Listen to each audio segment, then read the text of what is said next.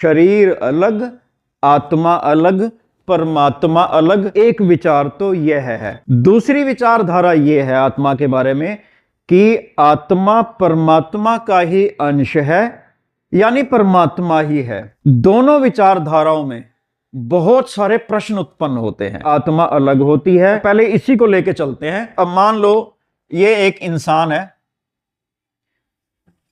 ये कोई जीव है, इंसान को ले लेते हैं अभी, और ये उसकी आत्मा है। अब जब इसकी मृत्यु हो जाएगी तो आत्मा शरीर से निकल जाएगी। जब ये सृष्टि थी ही नहीं तो कोई जीव भी नहीं था, सीधी सी बात है। ज्यादातर तो यही समझते हैं एक परमात्मा दूर होता है और उसने शू किया, धरती बन गई, शू किया, ये बन गया। जब सृष्टि नहीं थी तो परमात्मा ने जीव कैसे बनाए होंगे? सबसे पहले तो किसी भी जीव का शरीर बनाया होगा। परमात्मा ने जब किसी एक इंसान को बनाया होगा तो इंसान का शरीर बना दिया। शरीर तो वैसे भी मिट्टी होता है। फिर इंसान बनाने के लिए परमात्मा को आत्मा चाहिए। सृष्टि थी ही नहीं, शरीर तो बना दिया, आत्माएं पहले से होनी चाहिए ना, तभी तो उस आत्मा को लेकर शरीर में डालेगा। परमात्मा सृष्टि से पहले, अनंत समय से पहले था, समय से पहले है, सृष्टि के बाद भी रहेगा। परमात्मा तो हमेशा रहने वाली सत्ता है। तो मेरा कहने का मतलब आत्मा भी सृष्टि से पहले से थी कि आत्मा का ना जन्म होता है ना मृत्यु होता है। इस बात को अगर हम पकड़ लेना और चिंतन करें, खाली इसी एक बात को कि आत्मा का ना जन्म होता है ना मृत्यु होती है, अगर हम इसी पर गहराई से चिंतन करेंगे, हमें आत्मा के बारे में वैसे ही पता लग जाएगा कि आत्मा असल में होती क्या है। चलो मान लेते हैं ये एक आत्मा थी, ये परमात्मा कहीं दूर है, कहीं दूर समझ लिया। परमात्मा दूर है, उसने ये शरीर की रचना कर दी। कैसे की? शुम मंत्र पड़ा, जो भी किया। एक मिट्टी, शरीर तो मिट्टी है भाई, शरीर की अपनी कोई ताकत नहीं होती, मिट्टी ही तो है। ऐसे शरीर बना दिया, आत्मा डाल दी जो पहले से ही अवेलेबल थी। अब अगर ध्यान दें तो परमात्मा ने जीव की रचना नहीं की, जीव का जन्म नहीं हुआ, ये तो असेंबली की। जैसे कंप्यूटर होता है ना, एक हार्ड डिस्क ले आए, एक ये ले आए, 3-4 चीजें मिला के हमने वो कंप्यूटर बना दिया, असेंबली हुई वो तो परमात्मा ने बेसिकली क्या किया? शरीर तो बना दिया, वो तो वैसे ही मिट्टी है, रचना है, जड़ चीज की रचना है। आत्मा यहां से ले आया, ये तो असेंबली हुई, जीव की असेंबली हुई, जीव का जन्म नहीं हुआ। हमें पहले जन्म का अर्थ समझना पड़ेगा। जन्म का अर्थ होता है जब कोई चीज थी ही नहीं, उसकी उत्पत्ति हुई, पहले नहीं थी, उत्पत्ति हुई, असेंबली नहीं कह रहा। तो इस हिसाब से अगर हम ये थ्योरी मानते हैं ना कि आत्मा अलग, परमात्मा अलग, ये तो नंबर 1 जन्म नहीं हुआ, ये तो असेंबली हुई।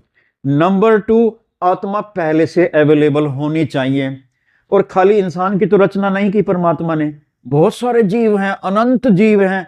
अनंत जीव की रचना के लिए अनंत शरीर तो चलो मान लिया, बना दिया। अनंत आत्माएं पहले से होनी चाहिए, तभी तो परमात्मा उन आत्माओं को डालेगा शरीर के अंदर, क्योंकि आत्मा परमात्मा ने पैदा नहीं की। आत्मा का तो जन्म नहीं होता ना, आत्मा तो होनी चाहिए पहले से। आत्मा परमात्मा ने पैदा नहीं की, जन्म नहीं किया आत्माओं का, आत्माएं पहले से थी। तो बहुत सारे जीव अगर परमात्मा ने बनाए तो बहुत सारी आत्माएं होनी चाहिए पहले से ही। सृष्टि से पहले, रचना से पहले परमात्मा भी था, आत्माएं भी थी, क्योंकि आत्मा का जन्म तो होता नहीं। इससे निष्कर्ष ये निकला, ये तो 2 सत्य हो गए। सत्य सिर्फ एक है कि निराकार रूप में सृष्टि से पहले परमात्मा ही था, बस, और कुछ नहीं था। अगर सृष्टि से पहले 2 चीजें हो गई जिनका सृष्टि से कोई लेना देना नहीं है, वो एग्जिस्ट कर रही हैं 2 चीजें, आत्माएं भी परमात्माएं भी, तो ये तो इस बात का कॉन्ट्राडिक्ट करती हैं, इस बात का विरोध करती हैं कि परम सत्य एक है। अभी मैं ऐसे बहुत सारे एग्जाम्पल दूंगा, बहुत सारी बातें बताऊंगा, जिससे हमें ये पता लगेगा कि असल में आत्मा परमात्मा एक ही चीज है। अभी आप हो सकता है कन्विंस ना हुए हों, कोई नहीं, आगे वीडियो देखते रहिए, हम विस्तार से चर्चा करेंगे। इसी तरह हम इसका उल्टा भी सोच सकते हैं। मान लो सृष्टि के सारे जीव मर जाते हैं, सारे जीव जितने भी हैं, पूरी धरती, सृष्टि नष्ट हो जाती है, तो जिस तरह से हम सोचते हैं भी शरीर में आत्मा होती है, उस हिसाब से सारे शरीरों में से आत्माएं निकल जाएंगी, सृष्टि खत्म हो गई, बचा क्या? परमात्मा और बहुत सारी आत्माएं।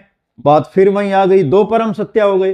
तो कहने का मतलब ये एक एग्जाम्पल और है जिससे हमें थोड़ा ये सोचना पड़ेगा क्या सचमुच शरीर में आत्मा होती है।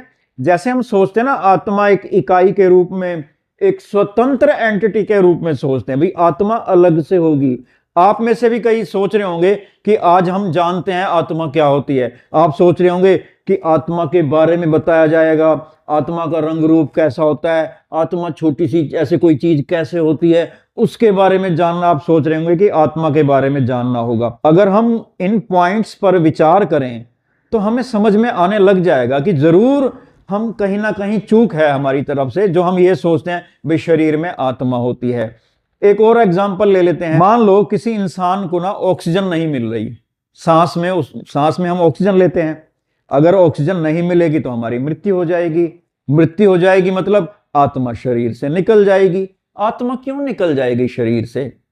क्या आत्मा को ऑक्सीजन चाहिए? मेरा प्रश्न यही है कि ऑक्सीजन किसको चाहिए, शरीर को या आत्मा को? शरीर को चाहिए तो मरने के बाद भी शरीर पड़ा रहता है, ऑक्सीजन हवा में होती है, लाश पड़ी रहती है, ऑक्सीजन तो मिल रही है उसको। आत्मा को चाहिए तो आत्मा को अगर ऑक्सीजन चाहिए, शरीर के निकलने के बाद भी उसको यहां पे ऑक्सीजन बहुत है। अब एक चीज और बताता हूं, मान लो ये हमारी धरती है, हमारी अर्थ है। हमारी अर्थ बिल्कुल एक बॉल की तरह गोल होती है और इसके चारों तरफ वायुमंडल है, हवा होती है और जिसमें ऑक्सीजन होती है। लेकिन वायुमंडल की एक लिमिट तक, एक ऊंचाई तक जाकर ऑक्सीजन होती है, उसके बाद ऑक्सीजन कम होना शुरू हो जाती है और उसके आगे चले जाए तो ऑक्सीजन खत्म भी हो जाती है। अगर किसी की डेथ हो जाती है, मृत्यु हो जाती है, किसी भी जीव की, इंसान की मृत्यु हो जाती है, तो शरीर से आत्मा निकल जाएगी।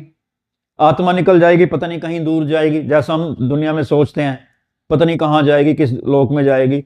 अब धरती के ऊपर अगर ऐसे चली गई, वहां तो ऑक्सीजन होती नहीं, बहुत ऊपर चली गई, वहां तो ऑक्सीजन होती नहीं, दूसरे लोक में जा ही नहीं पाएगी। तो मेरा वही प्रश्न है कि ऑक्सीजन किसको चाहिए और ऑक्सीजन में ऐसा क्या है जिसकी वजह से आत्मा शरीर में टिकी रहती है? ऑक्सीजन निर्जीव पदार्थ ही तो है। तो ऐसे बहुत सारे प्रश्न उत्पन्न होते हैं जिससे हमें लगता है कि जो हम सोचते हैं ना कि शरीर के अंदर आत्मा होती है, हमें फिर से विचार करना पड़ेगा। फिर मैं आपको लास्ट में बताऊंगा वास्तव में सत्य क्या है, फिर वो ज्यादा समझ में आएगा। अगला पॉइंट ये है कि मान लो परमात्मा ने किसी शेर को बनाना है, किसी जानवर को बनाना है। शेर का एग्जाम्पल ले लेते हैं। शेर का मतलब शेर बनाना है परमात्मा ने। क्या करेगा परमात्मा? पहले शेर का शरीर बनाएगा, शेर की खाल, शेर के पंजे, शेर की आंखें, शेर के दांत, सब कुछ शेर जैसा बना देगा। लेकिन घूम फिर के वो है तो हड्डियां ही, हड्डियां हैं, मांस है, खून है, यही तो बनाएगा परमात्मा। अब उसके अंदर आत्मा डाल दी, बन गया शेर। हम यही तो सोचते हैं, किसी जीव में उसका शरीर होता है, उसके अंदर उसकी आत्मा होती है, बस दो चीजें होती हैं, यही तो मानते हैं, सारा कुछ यही मान के चल रहे हैं।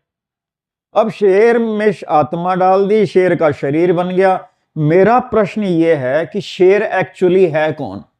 वो आत्मा शेर है या वो शरीर शेर है? हम शेर को देखते हैं ना, शेर में गुण होते हैं, शेर हिंसक होता है, मांस खाता है, रहम नाम की चीज नहीं, दिलेर होता है, डरता नहीं है किसी से, शेर बहादुर होता है शेर। ये जो शेर वाले गुण हैं ये किस में है? आत्मा में या शरीर में? अगर दोनों तरफ से अगर हम सोच के चलते हैं, अगर शरीर में ये ताकत है, शरीर ही शेर है, फिर तो आत्मा अगर निकल भी गई, शेर तो वो है, शेर वाले गुण उस लाश में होने चाहिए। लेकिन वो मरने के बाद क्या शेर की लाश और क्या इंसान की लाश, दोनों ही निर्जीव हैं, मांस के टुकड़े हैं, खून है, हड्डियां, बस। कोई भी जीव वो मरने के बाद तो यही होता है, मिट्टी है वो। तो इसका अर्थ ये निकलता है कि जो शेर था वो असल में आत्मा थी, यानी वो आत्मा भी अब शेर वाली थी। लेकिन आत्मा का तो ना जन्म होता है ना मृत्यु होती है, आत्मा तो सदा से है। यानी वो शेर जो आत्मा शेर है वो सत्य सनातन हो गई, सदा से हो गई शेर। इससे फिर ये भी निष्कर्ष निकलता है कि शेर को परमात्मा ने नहीं बनाया, क्योंकि परमात्मा आत्मा तो उत्पन्न करता नहीं। कभी आपने सुना है परमात्मा ने आत्मा की उत्पत्ति कर दी, आत्मा का जन्म कर दिया? अब आत्मा ही शेर है, यानी शेर आत्मा एक ही बात है, तो शेर की तो उत्पत्ति हुई नहीं। इस तरह से तो दुनिया भर के सारे जीव, हिरण, सांप, चींटी, हाथी, घोड़ा, ये सबकी आत्माएं। घोड़ा है, घोड़े की आत्मा घोड़ा, शेर की आत्मा शेर, सांप की आत्मा सांप। फिर तो शरीर की जरूरत ही नहीं है, फिर तो ये आत्माएं ही जीव हो गई, आत्मा ही सांप हो गई, आत्मा ही शेर हो गई, और ये सारे के सारे आत्माएं सत्य सनातन हो गई, मरने के बाद भी रहेंगी। हिरण होता है, बहुत तेज दौड़ता है। क्या चीज है हिरण का? शरीर, शरीर में ताकत है जिसकी वजह से वो तेज दौड़ जाएगा। फुर्ती है, शरीर के कारण है क्या? यानी शरीर में ताकत होती है, वो आत्मा को चुस्त बना देती है, आत्मा को तेज दौड़ा देती है। हिरण का शरीर ही तो है तो हड्डियां मांस खून यही तो है। यानी ये हड्डियां मांस खून की वजह से आत्मा तेज दौड़ने लग जाएगी। या आत्मा अगर तेज दौड़ती है तो आत्मा तो फिर हमेशा से ही तेज दौड़ेगी। वही हिरण की आत्मा फिर कछुए में डाल दो, अगर आत्मा ही तेज दौड़ना जानती है, कछुए में डाल दो, फिर तो कछुआ भी तेज। मांस का ही तो फर्क है, हड्डियों का ही तो फर्क है। आत्मा कछुए में डाल दो हिरण की, कछुआ भी तेज दौड़ेगा। तो तेज कौन दौड़ता है, हिरण की आत्मा या हिरण का शरीर? सोचना पड़ेगा हमें। इसी तरह मछली का एग्जाम्पल ले लेते हैं। मछली को तैरना आता है, मछली पैदा होते ही तैरेगी। कभी सुना है कि मछली डूब गई पानी में? तैर कौन रहा है, मछली का शरीर या मछली की आत्मा या कॉम्बिनेशन?